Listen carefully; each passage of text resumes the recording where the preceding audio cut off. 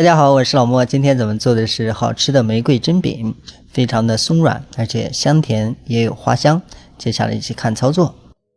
先準備中筋麵粉300克，再加乾酵母3克，咱們也可以加到4克，讓它發酵的透一點。把酵母拌匀之後，準備水160克，和出來的面团呢，還是讓它稍微的軟一點。等一下咱們後期好擀面，只是在和面的時候一定要把裡面的水分完全揉匀，讓整個面团保持一樣的狀態，後續才好操作。面团和好之後，把表面揉到不粘了，像這種咱們直接給它蓋起來發酵。發酵的時長呢，大概需要15到20分鐘，看一下咱們當地的氣溫，再來決定時間長短。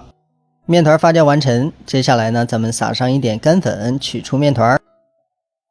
拆開的時候呢，大家可以看它並不是很粘，扒開之後裡面蜂窩像這樣有拉絲狀，就可以揉面。揉面的時候呢，只需要簡短的揉面就可以，把表面稍微的有一點光就停。因為這個面呢，咱們揉的時間長，它的筋性變強了，咱們後續的鬆軟度呢就會減弱。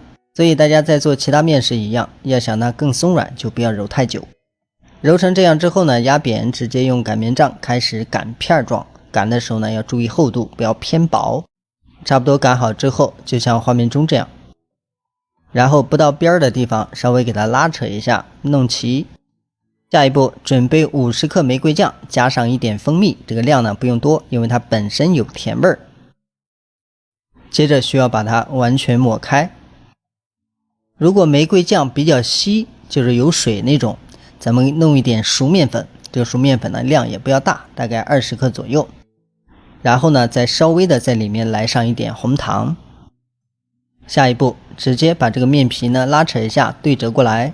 折的時候呢，不要用力去壓，因為它裡面呢是稀的。另外一邊也是一樣，直接像這樣給它拉扯一下，拽過來。疊的時候呢，盡量不要讓它露餡，然後呢，把邊緣一定要給它捏緊，像這種要給它折過來壓住，這樣咱們蒸的時候呢，它下面不會漏。咱們後面清理也比較簡單了。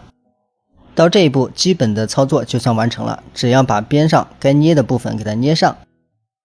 下一步呢，咱們準備一點面糊，稍微稠一點，然後刷在上面。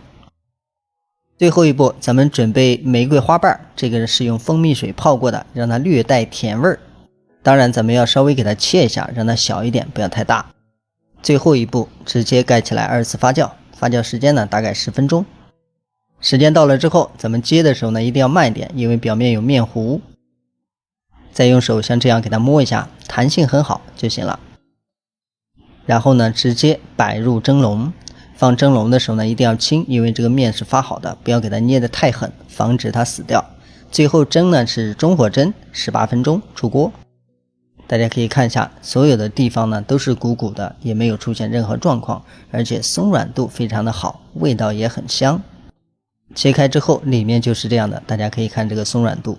喜歡的朋友一定要嘗試一下。視頻就到這裡，感謝觀看，咱們下期再見。